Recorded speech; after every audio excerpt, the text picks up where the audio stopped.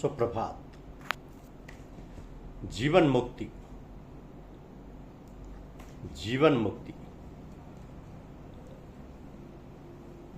जहां इच्छाएं शेष हों किंतु जीवन समाप्त हो जाए,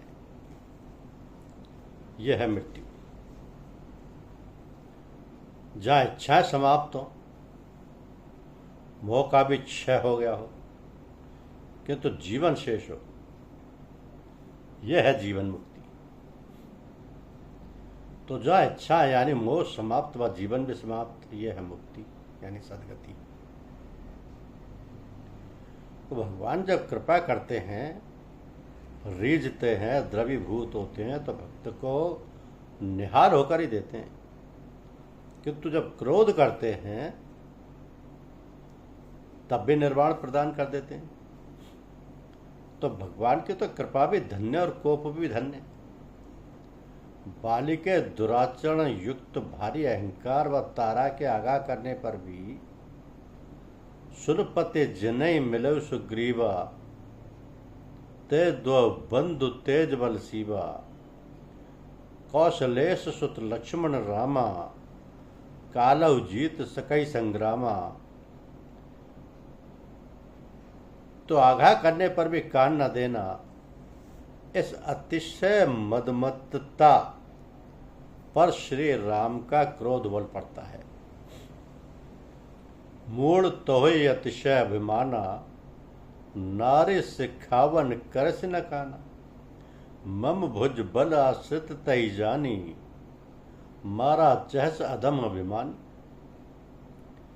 फिर यह क्रोध ही निर्वाणदायक क्रोध जाकर बाली को परम पद प्रदाता हो जाता है। सो जो लोग गाते हैं कि मारने वाला है भगवान, बचाने वाला है भगवान, वो गलत गाते हैं। भगवान मारता नहीं, तारता है। अतः उसे यूं ही गाना चाहिए कि तारने वाला है भगवान, बचाने वाला है भगवान। एक सत्संग में एक महानुभाव गा रहे थे कि तुम सामने हो मेरे, मेरा दम ही निकल जाए। तो हमने रोककर उन्हें पूछा कि क्या गा रहे हो, जरा दम शब्द का उल्टा तो करिए। तो क्या बनता है? मद। तो मद के अंतःकरण में रहते हुए यदि दम निकल गया तो बात ठीक नहीं रहेगी। मद फिर जन्म दिलाएगा और 84 का चक्कर चलाता रहेगा। तो दम निकलने के पहले मद को निकालना आवश्यक है और उत्तम भी।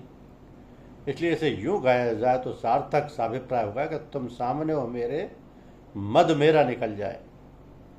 तो जीव जब भगवत सन्मुख होता है तो उसके नाना प्रकार के पाप, ताप, मद, विकार आदि सब भस्म हो ही जाते।